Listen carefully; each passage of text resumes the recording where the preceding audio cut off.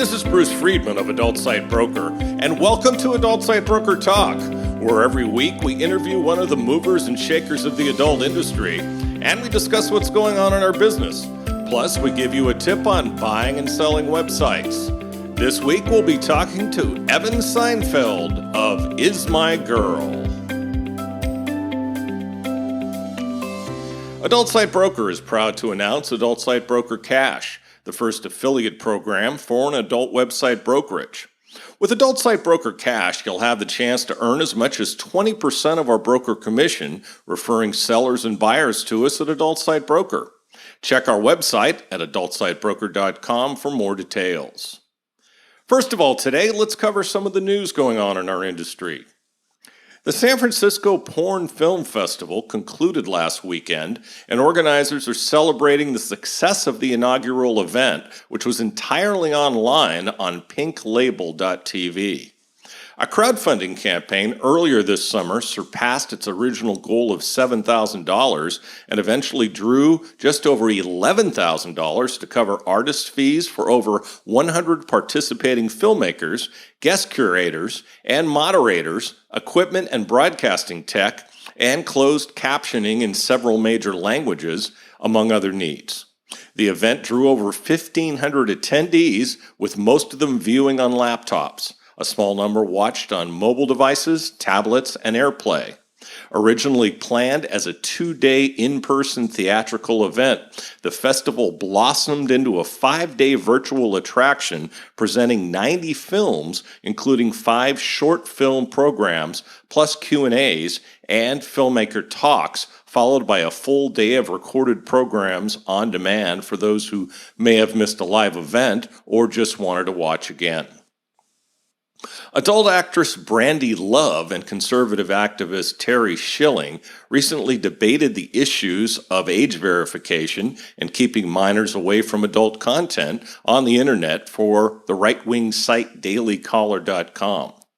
Media reporter Shelby Talcott mediated and immediately put both of them on their heels by asking them to make the opponent's argument.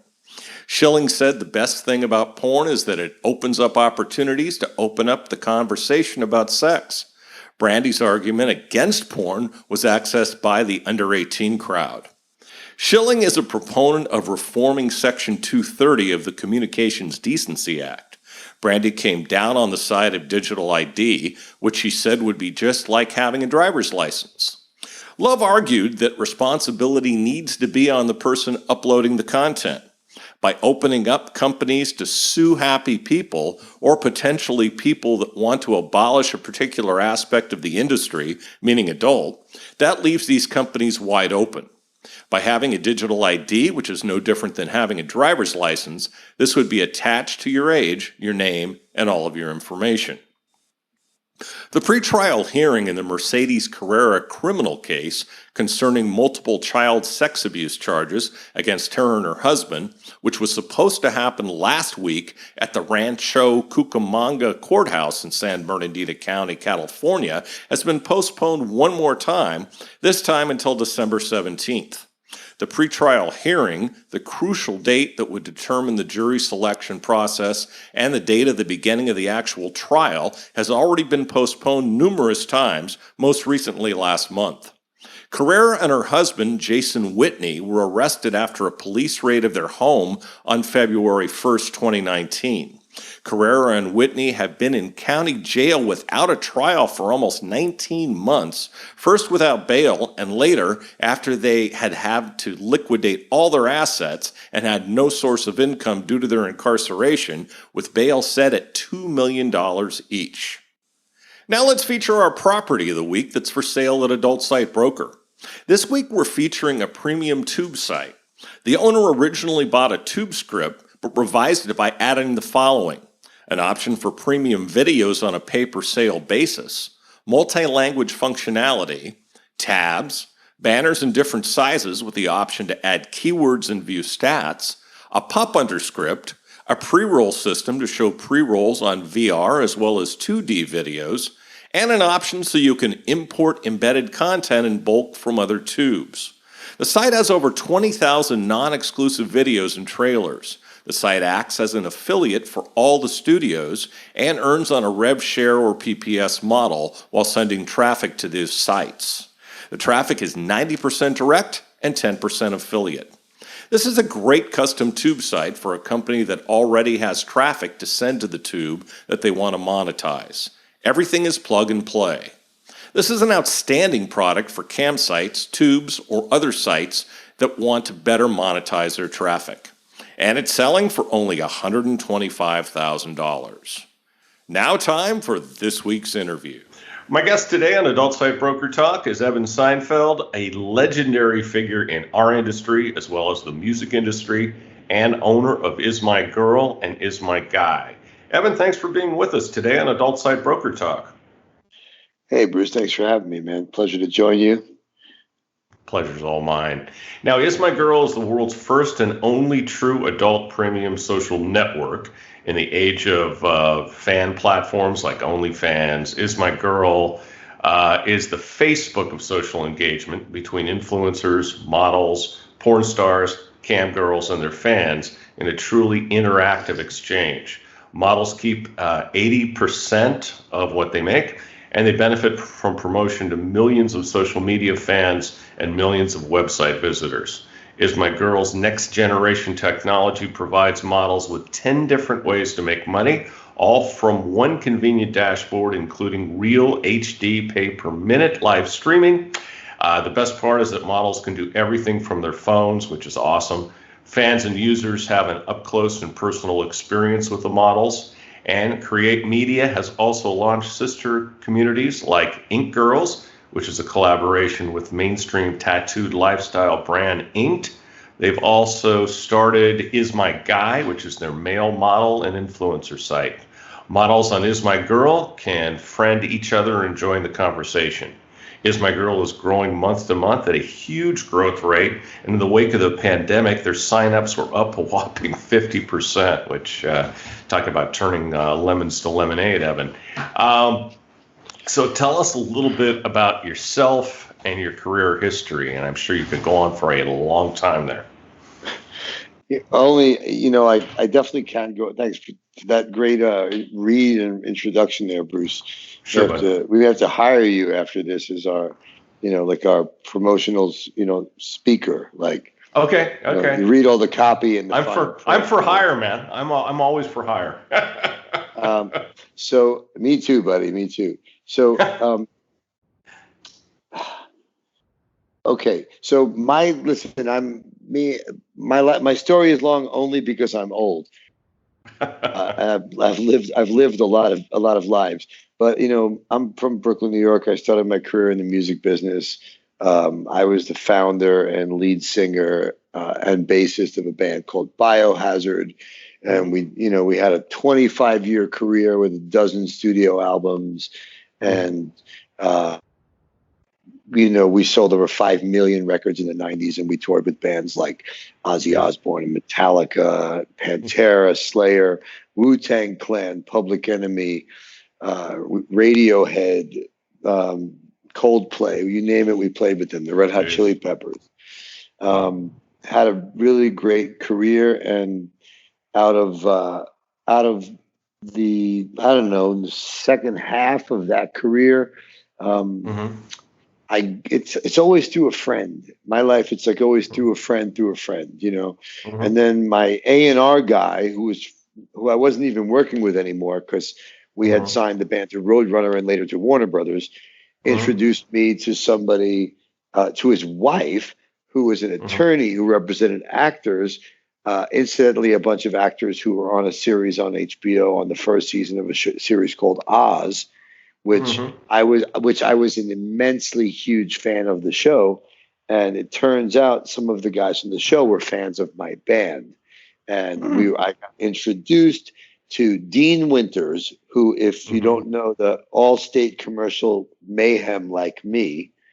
Okay. That guy is a great friend. He took me straight from this concert, sold out Hammerstein Ballroom, New York City, 4,000 people, to an after hours party that went all night, to waking up Tom Fontana, who's the creator of shows like Oz and The Wire and partners with Barry Levinson in Beverly Hills 90210. These are like big Hollywood people. Sure. And I ended up with a very long run with 6 seasons as a principal actor. I had never acted before, but I ended up as actor on this HBO series Oz.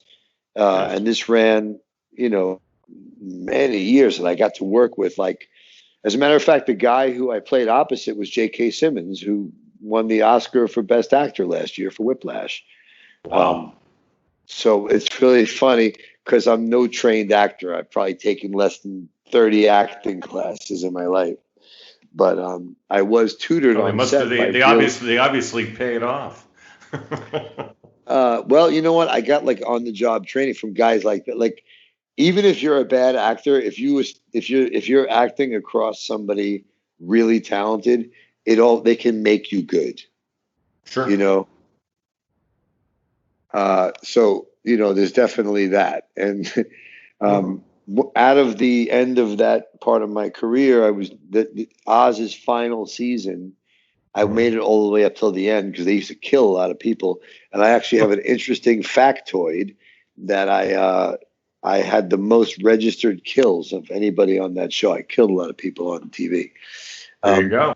And so through a friend, a girl who was a Swedish girl that I knew from New York, because she used to date a friend of mine who was in a band, Typo Negative, with my friend, my friend Peter Steele, who I was a roadie for his band Carnivore. That's how I got into the music scene. And Sal, my friend Sal, a girl that he dated named Anna Lee, who was like a New York City photographer. She started out in rock and roll, and she ended up shooting models, and she started shooting for Playboy and Penthouse. And then I get a phone call out of the blue from her, and she says, oh, no, sorry. Someone from HBO contacted me and said, so-and-so wants to meet you, somebody from Playboy. And I didn't know who it was, so I called my friend Sal's girlfriend, Annalie, and I said, do you know who this person is? And it was Tara Patrick. She saw me on TV and wanted to meet me. It was like a really random. It sounds so lame and so Hollywood, like somebody who's famous to meet somebody else famous, like not like super famous, porn famous, HBO wasn't what it is now then, it was very prestigious, but I mean, it wasn't as big as it was now. We were both kind of underground celebrities, I guess, and through Tara, I met her, and we ended up being together for a long time, and I got into the adult business, and that's where I learned about business, and that's where I've been for the last almost 20 years here.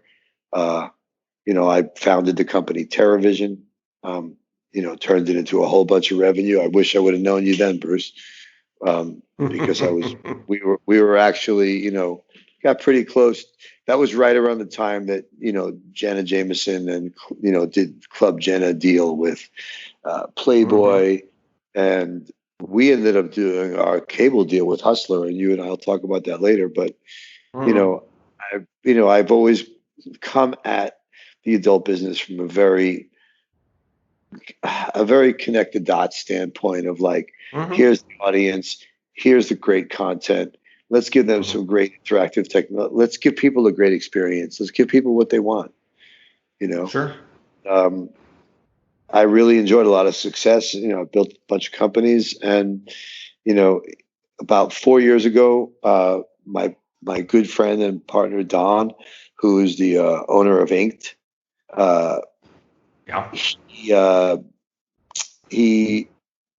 he and I had been talking about this idea that became Is My Girl, and he and I pulled up our fucking bootstraps, and we built something from scratch from an idea. And if I rewind back the history of how Is My Girl started, and then I'll let you fit it into the question you're going to ask later, or skip one, or I can shut up and let you go. It's up to you, Bruce. Hey, it's your show, man.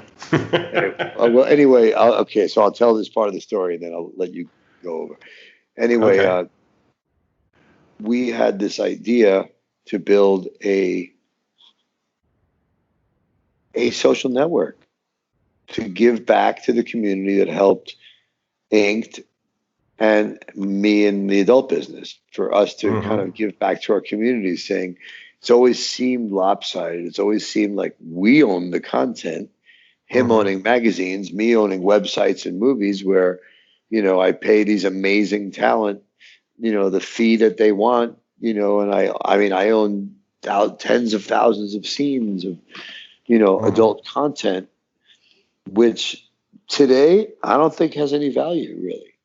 It's almost, it's almost as though traffic is more important than content, because everybody has a phone and everybody can make content. It's really more about exclusivity and celebrity and influence. So the long story short is, it took us a while to get here, but we built it from scratch, and it was very organic, and we shared this with our communities, and our communities shared us with their friends. And today we have thousands upon thousands of models and millions upon millions of users, and we have a community, and our models don't just interact with their fans, but they interact with each other. It's cool. Okay, so is that the main way that your three big products, Is My Girl, Is My Guy, and Ink Girls, would differ from, say, an OnlyFans? Well, I mean, when I look at OnlyFans, which is, it's an incredible phenomenon, just the size, but when I look at it, I see what they do well, and it works well. It's a very simple product, but when I compare us to OnlyFans, you don't need 1 million followers to be on Is My Girl. You could come with your 2,000 followers or your 50,000 followers, and your fans will love the experience, and our millions of visitors might discover you, and you might get a whole bunch of new fans, because we promote the shit out of our models, because that's the world I come from. I built entertainment, right.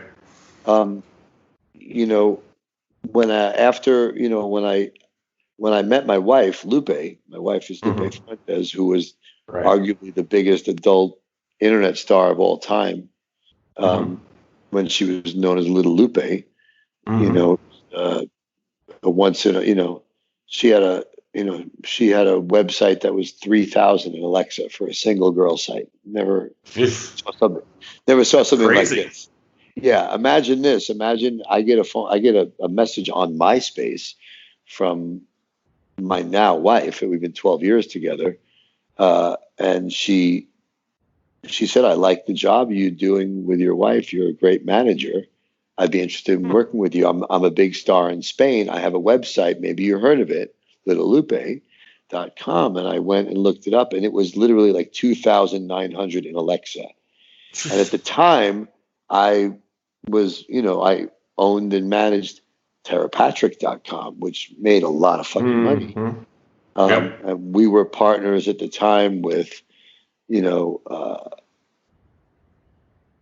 think we were working with Gamma.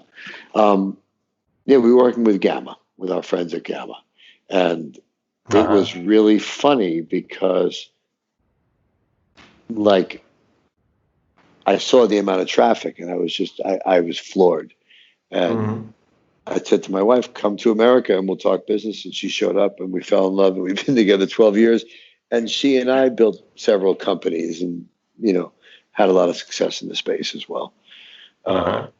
So, when you ask me about OnlyFans and the difference between us and the fan platforms, we have different tech than our competitors, and without me giving it all away, our models can go live and they can charge their fans by the minute, or they can go live and not charge their fans. They can go live for free and give their fans a great experience and get tips from their fans. They can do it any way they want. I just think, when I look at all the platforms out there, we've built the most features that someone eventually will build more, I'm sure. But at the moment, we have a lot of different ways for the girls to make money. And, when you look at, OnlyFans, I don't even, they've been there for years. They don't even have a homepage. So I don't see how models get discovered. It's more, it's more like, and I think that's a model that suits big influencers that don't need promotion. Right. If a girl has 1 million followers and she's making a ton of cash wherever she is, she may not care. But even that girl probably doesn't. No, but that girl with 1 million followers, if she came on a site like Is My Girl, she would still bring her 1 million fans, and then she would have access to our tens of millions of fans. Exactly. So, I mean, we weren't the first ones here, and I liked when you were reading earlier on about you were talking the people have kind of likened us to Facebook a bit, just in how robust the site is. And I'll be honest, I didn't like Facebook when I first saw it because I was really used to MySpace, and it seemed too complicated, and it seemed like there was too many different options and too many things to click on, and I just wanted it to be my safe bubble of what I was used to, more so than something new for me to discover. Or like our site it has a lot of features, and if the models take the time to learn them, man, some of them are so successful. These girls make so much. Do you guys offer tutorials for them to take full advantage of it? Well, we offer a lot of things. So we do have a very robust FAQ. We offer real-time, 24-hour model support. So that's awesome.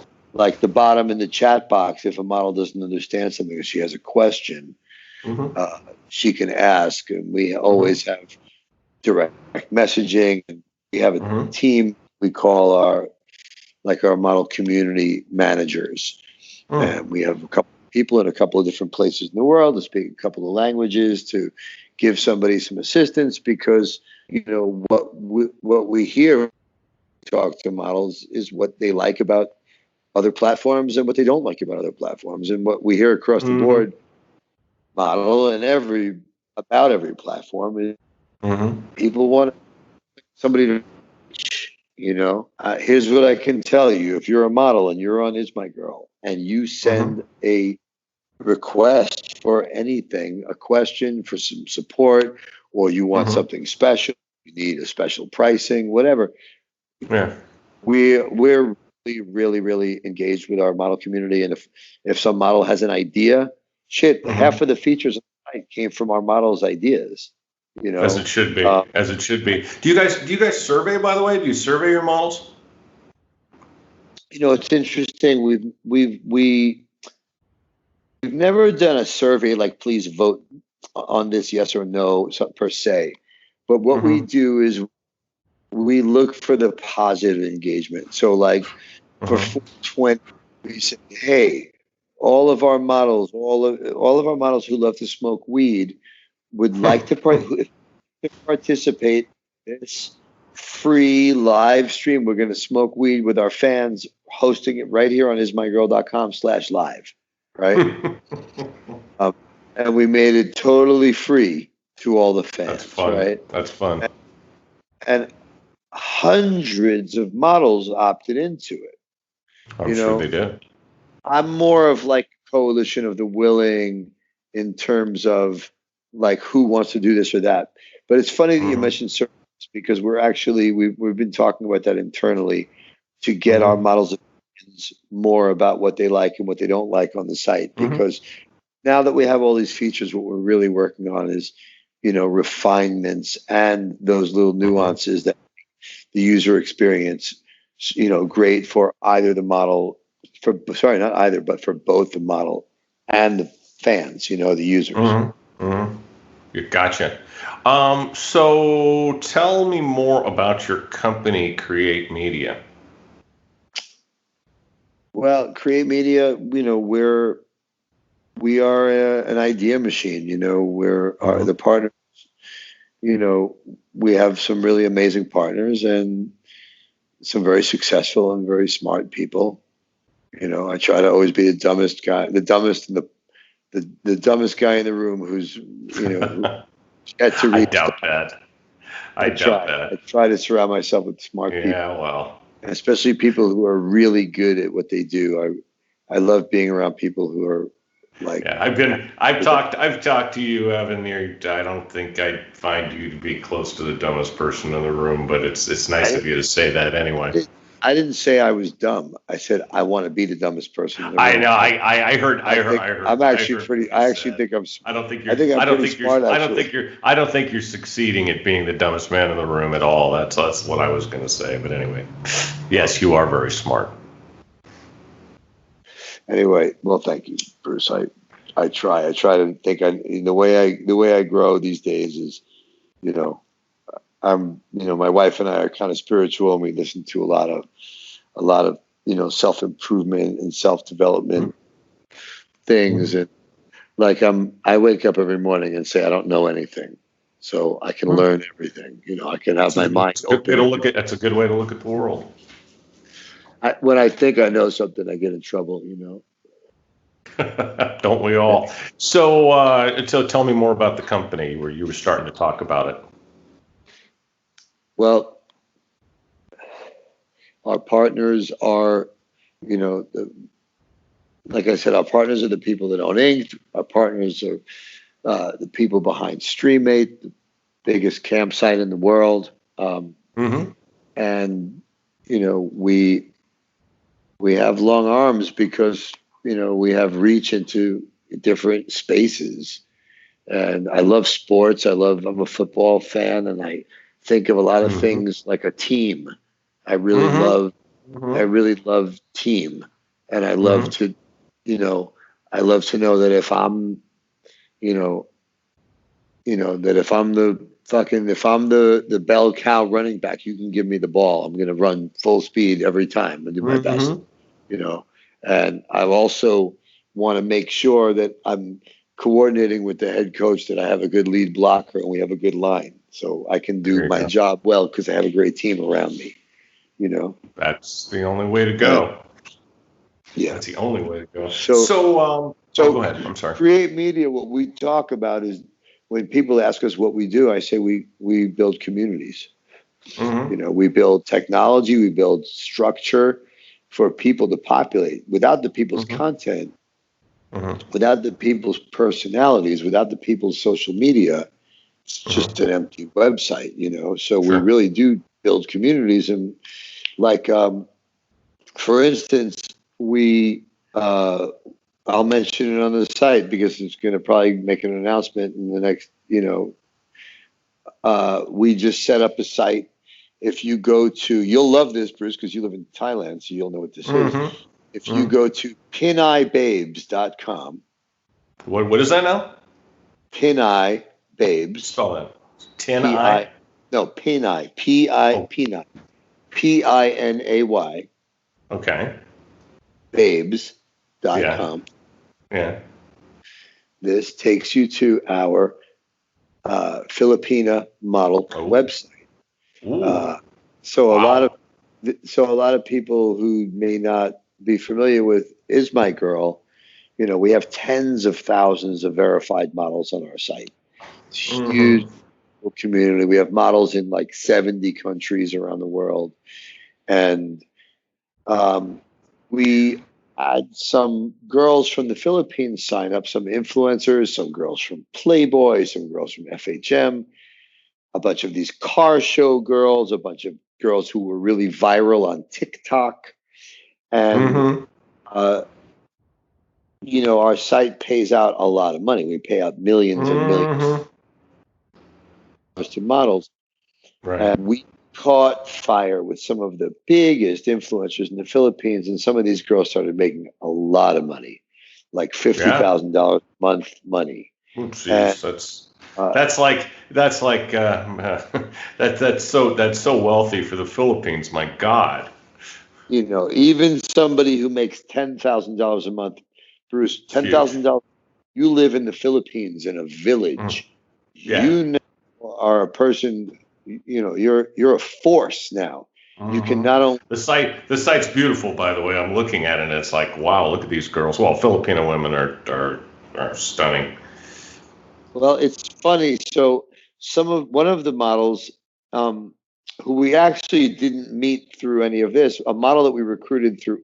Actually, she came to us because she followed Ink. She was a tattoo model with a big social following, who we didn't know who she was. She signed up on the site, and she just started making a bunch of money, and a lot of money.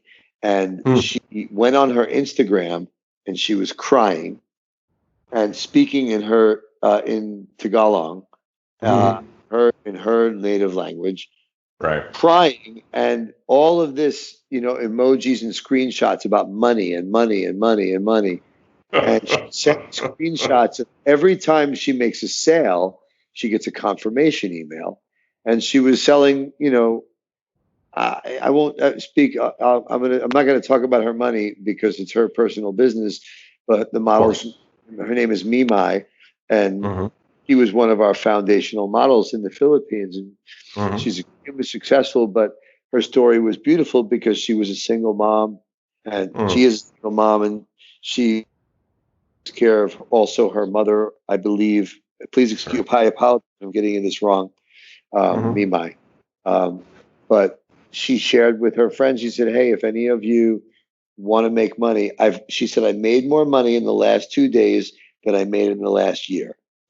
And she started showing her actual sales figures, and hundreds of Filipino models and these were girls with like credits who were like published models, been in Maxim, and they'd been in Playboy, been in, on the cover of the car magazine, Sure. And a lot of them some of them have, 1 million followers on Instagram. These are really influential people.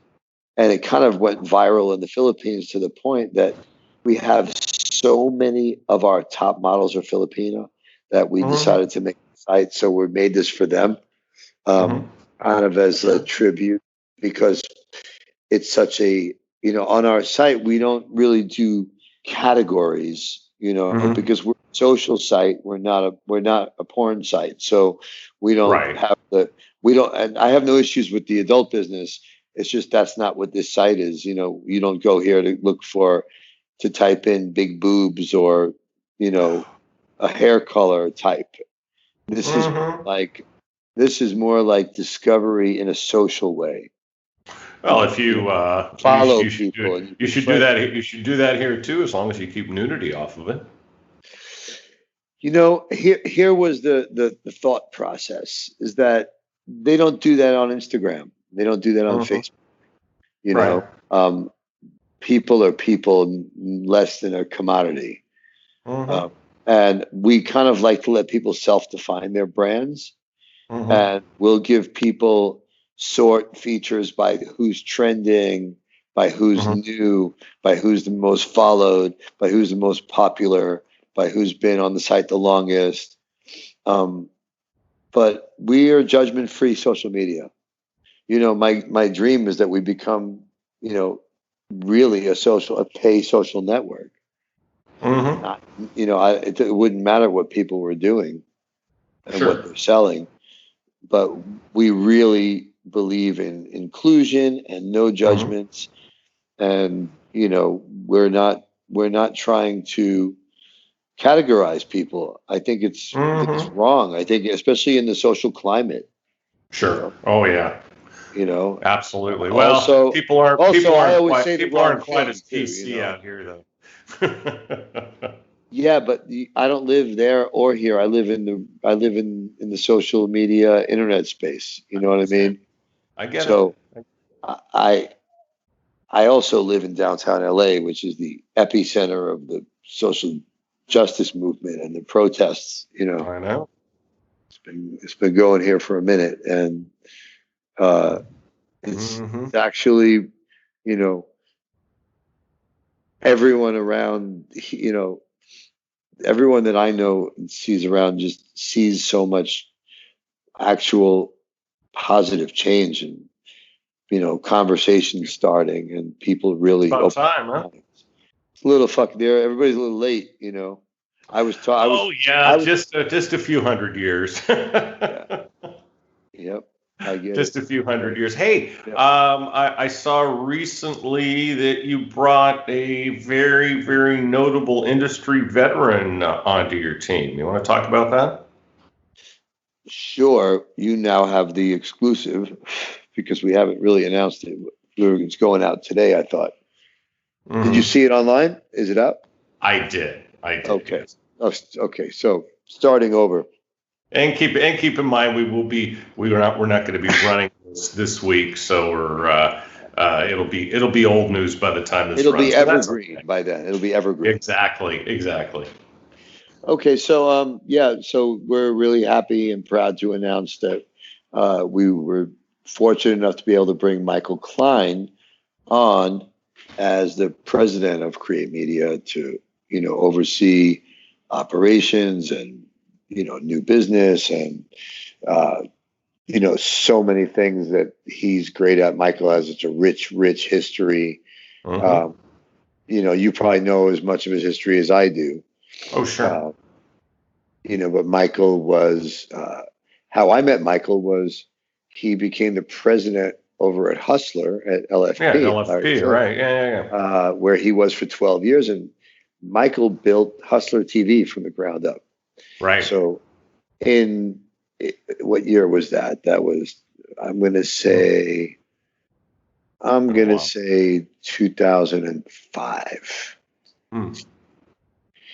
I know this because I was the first studio that he signed up. It was TerraVision, Oh, okay. uh, because the two biggest stars at the time, the two biggest independent studios, was Club Jenna and TerraVision, and they were both partners with Vivid for Mm. distribution. And Vivid did all their cable with Playboy, and Jenna went with Playboy. And I Hmm. I had done a bunch of business with Playboy, and I got I got to meet Hef. I've been to the mansion. I Cool.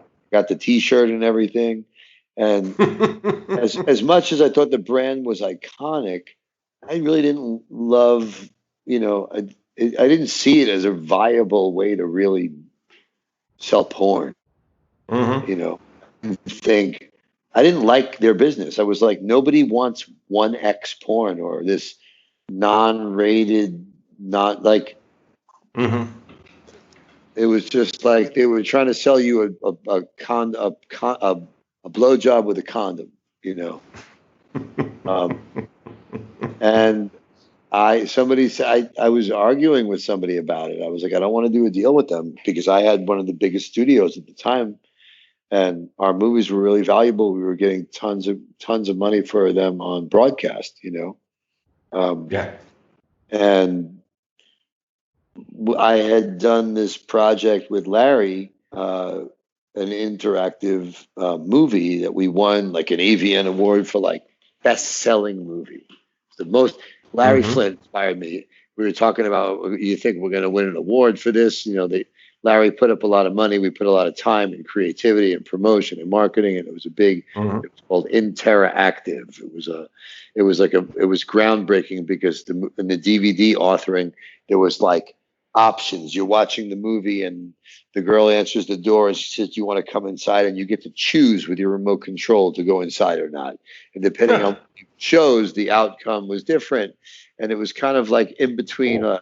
a video game and an adult movie. And Hmm.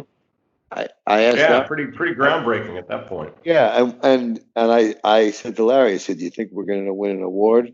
And he goes, "There's only one award I'm interested in. It's called best selling," and we won that award.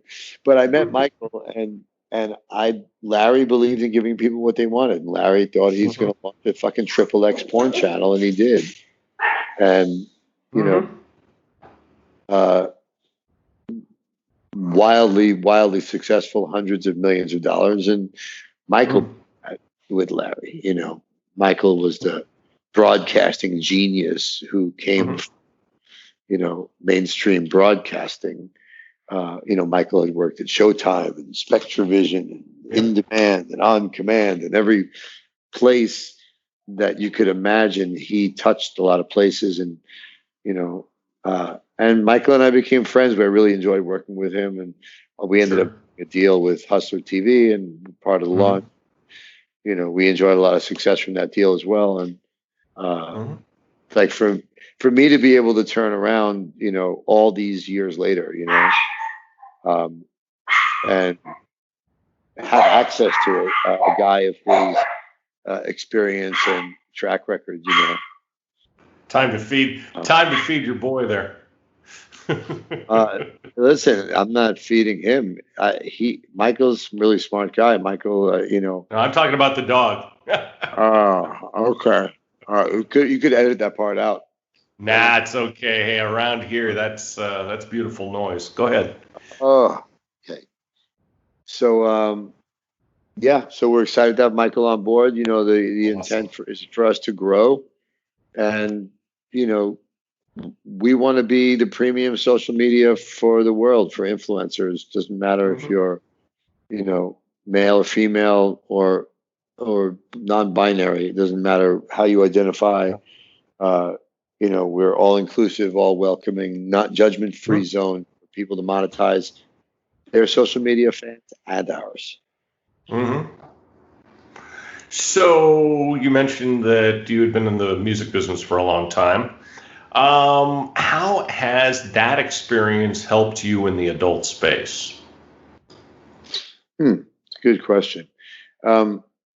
It really hasn't to me. I'll tell you. Now, I never really thought about the answer to that question the way I'm going to answer it, but I witnessed the big takeaway. I mean, I could tell you a lot that I understood a lot about branding with artists. And I could tell you that I really understand merchandising, and I could tell you I really understand content and distribution and delivery mediums, right? But the real takeaway of this, the real takeaway from the music business, is that technology is such a factor to business that an invention can make or break an entire industry overnight. For instance, point of relation. So I have, you know, I'm sitting here in my loft in Los Angeles. I see my wife who's over there having a snack. The dogs are walking around. I got gold and platinum records on the wall. You're not going to meet a lot of people who have gold and platinum records today, because people don't really sell records anymore, because music is not purchased anymore. Music is at best streamed if it's not stolen. But during my career, at the peak of my career, Napster came out, and I went from selling 1 million albums at a time to selling 1/10 of that.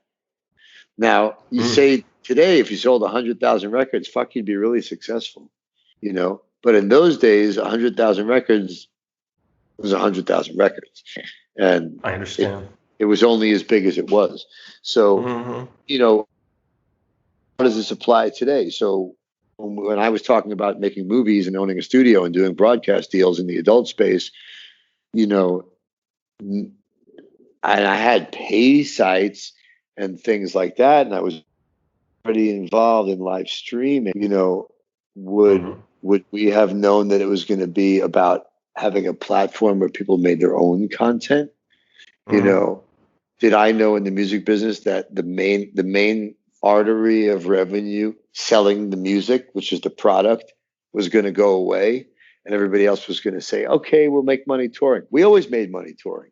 We didn't start making more money touring because someone cut off our balls and people started stealing our music. You have no choice role with technology. You need to embrace it and pioneer it, be out in front Got of it. it. So that's Sure. what I like. I built a site in 2008 called Peepstar. And I tried to build Is My Girl in 2008. I was early. It was the same concept. Models were going to make their own videos, and they were going to send them to their fans via short code SMS through my platform. We were uploading videos to a cloud server. It was really like I had guys in Sweden and I had people in 3 countries to figure out how to do this. And it was an epic failure. It was probably the biggest flop I've ever had because the word selfie wasn't invented yet. Yeah. Listen, I'll tell you what, I probably signed up at the time 50 or 100 of the biggest porn stars in the business. They were all shooting for my other company, so why wouldn't they sign up for this? So I said, all right, we're launched. Everybody start making content. And they go, well, who's filming us? And who's doing my makeup? And who's doing my hair? And where's the cameraman? And who's the photographer? And I was like, no, you make your own videos. By the way, at the time, it was the iPhone 3, I think. I don't think the camera even faced you yet. So Evan, Is My Girl and Create Media have been getting a ton of press lately. I've seen you had articles in Forbes, Rolling Stone, and Business Insider. Why do you think your company's getting so much attention? It's an interesting question, and I don't know that I think the short answer is that we care. Like, we really care about our community. We care about our models, and our business model is it's something that's very it's communal. It's like symbiotic. Like in every case, the models are always making the lion's share of the money, right? And they appreciate what we do for them. Their success is our success. We have 20 billboards up in Los Angeles right now with different models on each of them. Do you really? That's awesome. So Hollywood. Advertising. Very Hollywood. Yes. We got 2 on Sunset Boulevard, 1 on Hollywood Boulevard. All over the place, Wow. We put our models on billboards because we want them to be successful. We look at our philosophy is that each one of our models is a business partner. For me, as somebody who I've managed, big models in my life. I've also know what it's like, when I was in music and when I was in acting. I know what it's like to be the artist and be managed or have an agent or have somebody who's supposed to be my promoter or my publicist. I always want to, over deliver for everybody we work with. And when we help people become successful, when we meet somebody, whether it's virtually or through social media, or whether they apply to the site, or whether we contact them, or whether one of our models recruits them, whatever it is, when we meet somebody and then we collaborate with that person and we maybe guide them and promote them in a way that they transform themselves into a real brand and a recurring revenue system. It's much bigger than giving somebody money. It's like giving somebody a fish, you're giving somebody a fishing pole. And a lot of the press that we've been getting, honestly, has been about some of our success stories, about one girl who was living in her car and stripping, and she was on, her life was really screwed up, and she got on our site, and now she's making 6 figures a year, and she bought a house. Wow. And, well, you're really changing lives. I'll be honest, we wanted to give back to our people. We wanted to make a more equitable way for the talent, for the stars to be compensated, right? And we didn't think that meant we were going to necessarily you know, not make money. We were doing it saying, listen, we can all make money here. Sure. The biggest reward has nothing to do with money. The biggest reward is, hearing these little stories of, especially people who are in like difficult situations, heard some heartbreaking stories of like, people being at risk and in some dangerous situation, and they needed money to get out, and they were able to change their geographic location or their situation of who they lived with, and in some case helping themselves, or even if they have children. Sure, absolutely. Now, last question. I see that Fox News moron Tucker Carlson called you out on TV recently. Tell me that story. How'd you react, and were you surprised? I got to send you the article. It's on please. Towler Road. A really cool website. I wrote a response letter. Honestly, I mean, did you really? I was like really surprised.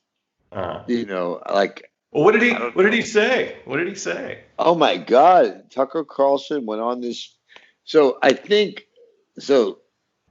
give you the backstory that I know. What I understand was he made some awful, insensitive, just fucking racist remark, and in the midst of, while talking about so in other words a typical show. A typical Tucker Carlson show with one foot up his ass and one foot in his mouth. And, And I don't watch Fox News, so I couldn't tell you much about, what he says or doesn't say. But what I can tell you is they lost all their sponsors like in a matter of minutes. They lost. I think I know the incident you're talking about. Yeah, I did hear about. They lost Disney. They lost T-Mobile. They lost McDonald's. They lost everybody that they had. This is like his very next show, and he opens up the show just desperately looking for ratings and sensationalism. So what's he going to go for? Porn. Of course. He's going to say, maybe I can rile up the religious people, and maybe I can get their panties in a bunch. Because some people want to pay some other people to see some naked stuff. You know? Really. And how horrible. Anyway, but he called me out by name, and he was responding to this Forbes article about us, and this we had in Rolling Stone, and this mentioned Business Insider, and he's like, he called me out by name, and it seems like the mainstream media is glorifying you for being this mover and shaker in the gig economy, and providing people with a way to create real recurring revenue from their smartphone if this is something they want to do, as if how terrible. Right. Yeah. He said that he said in some countries what we refer to you as is a pimp, and in many places, and he goes, and what we normally do with a pimp is we put him in jail, in prison. My God.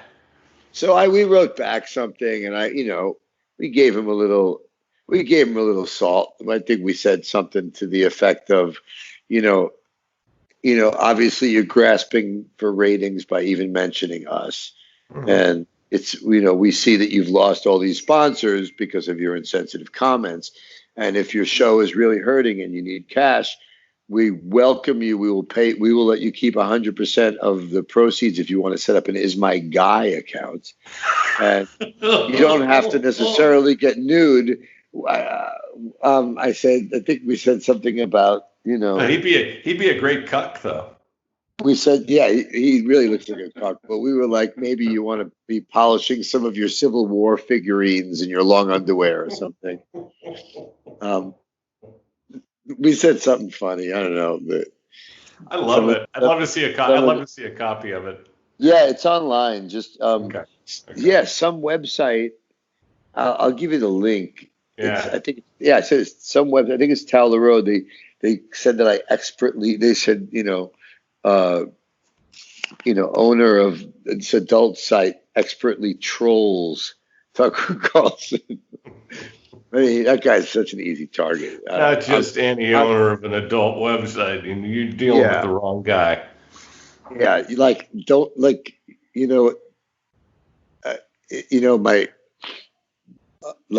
don't you don't want to fight with me. I'm a guy who I will run at you with the grenade.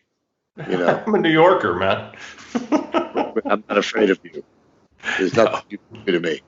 That's awesome. That's just awesome. I can't wait to read it. Well, hey, Evan, I'd really like to thank you for being our guest today on Adult Site Broker Talk, and I hope we'll get a chance to do this again real soon. Sure, for sure, buddy. And thanks so much for the time. And keep doing the good work you do, my friend. I do my best. Thanks. My broker tip today is part 7 of how to buy an adult website. Last week we talked about the agreement and escrow. So now you own the website. What do you do now? The first thing you should do is make sure you understand everything about the operation of the site. The previous owner will hopefully be available for a period of time to help you with this. As I mentioned last week, you should establish what the former owner's participation will be after the sale. You'll need to deal with production of new content, processing, paying affiliates, and general operations of the site. If you don't have experience in these things, you may want to consider our general consulting firm, Adult Business Consulting. You can get more information on what this company does at adultbusinessconsulting.com. We help website owners project manage and guide them to the right vendors. Maybe the previous owner had all the right elements, processing, hosting, payments, production, scripts, etc., or maybe they didn't. We can help evaluate that for you. Let us know if we can help. Anyway, you'll now be operating the website. If you don't have someone like our general consulting company to help, evaluate all of those items and everything the site is spending money on and using to operate the website. Make sure you're getting a good deal and that these companies are providing the right service, and check to see if you can do better. Hosting is a really good example of this on something where people are often both overpaying and not getting the right service. Many times a server is just too slow, and a lot of times you're paying too much. If you have any questions about any of this, feel free to reach out to us on our website. Next week, we'll talk about how to sell a website. And next week, we'll be talking to Morgan Summer of CyberSocket. And that's it for this week's Adult Site Broker Talk. I'd once again like to thank my guest, Evan Seinfeld. Talk to you again next week on Adult Site Broker Talk. I'm Bruce Friedman.